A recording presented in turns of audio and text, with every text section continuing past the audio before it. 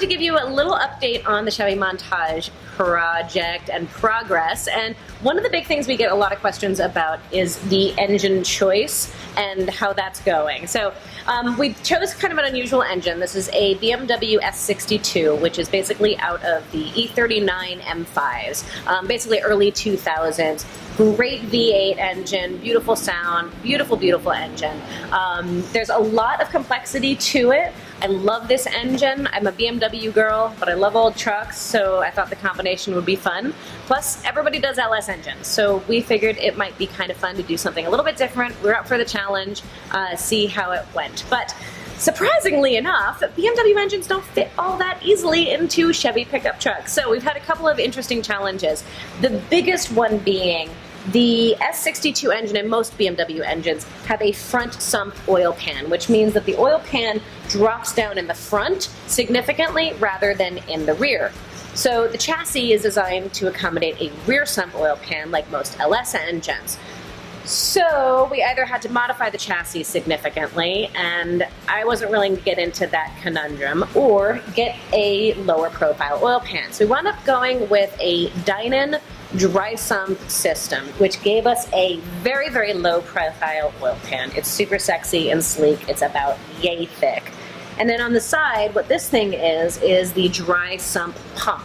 So this is gonna get plumbed to a oil tank that's gonna actually be hidden in the back of the truck, and it will suck oil in and pump it through into the engine and act just like the original oil pump did, but giving us a really sleek, low profile oil pan to allow everything to sit in there the way we need it to. Another issue that we had was the firewall. The firewall was really narrow to accommodate LS engines. Beautiful, beautiful firewall. We got it from Absolute Sheet Metal here in Arizona, great local company that we like supporting. But it wasn't wide enough for us, so we had to cut it and chop it and slice it and dice it and make it really wide to accommodate this beast of an engine. Then we got into the engine itself, and we wanted to make a couple of modifications to it. If you're not familiar with the S62 engine or BMW engine, there's some really neat peculiarities to it. Particularly, these engines all came with dual vanos. Now, what that is basically variable cam timing. If you're not familiar with the BMW engines, you might be familiar with like VTEC on Hondas, where they had a alternate cam lift option that would kick in at a certain RPM range, and that was to optimize fuel efficiency and power, right? There's always this trade-off between power and fuel efficiency, and so manufacturers are trying to get the best of both worlds. So with dual vanos, or vanos in general, it's this variable cam timing, unlike VTEC where it's a simple on-off switch. The third cam either engages or doesn't engage.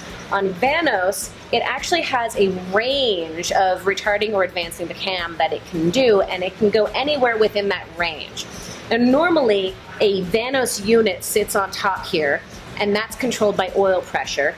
And the camshaft is not actually solidly attached to the gears. So that allows that vanos unit to hydraulically activate and deactivate and move the gear to effectively change your cam timing, giving you the best of both worlds at all RPM ranges, the most power, the most of fuel efficiency, either cold, starting off, higher speeds, freeway, all of the different variables, it can adjust for that. However, we don't want optimal in all worlds, we want power all the time. So we got rid of the dual vanos, which poses some other additional challenges, right? We have to get a vanos delete kit, which are these cool little cup gears that sit in place of the original vanos gears. That allows us to rigidly attach our camshaft to our timing chain gears that will attach to the crankshaft, allowing us to set the timing specifically where we want it. Now, a little bit of challenges getting that all in there the way it's supposed to be. There's some ports that you've got to plug off, so lots of little details that have to happen. But we got it all in, got it all set up, and we're ready to start doing our cam adjusting and setting the timing.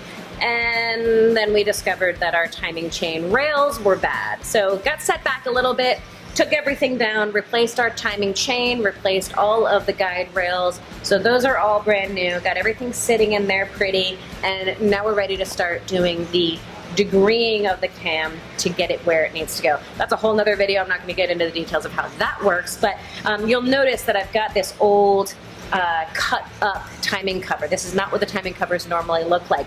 We chopped it so that we can gain access to this while we're doing our adjustments and still maintain tension using this mechanical tensioner on the timing chain. So we can crank the engine over, keep mechanical tension, and make the adjustments that we need to make without having to take everything apart, put it back together, take it apart, put it back together. So got a little bit of a process ahead of us, but definitely nothing we can't handle. This is ready to go into the engine. It'll be easier to degree the cam when it's sitting inside the chassis, not just hanging off of an engine hoist. So I'm gonna get that installed. We're gonna get to it, and hopefully sooner rather than later, we'll get this engine finished being built and get to hear it run.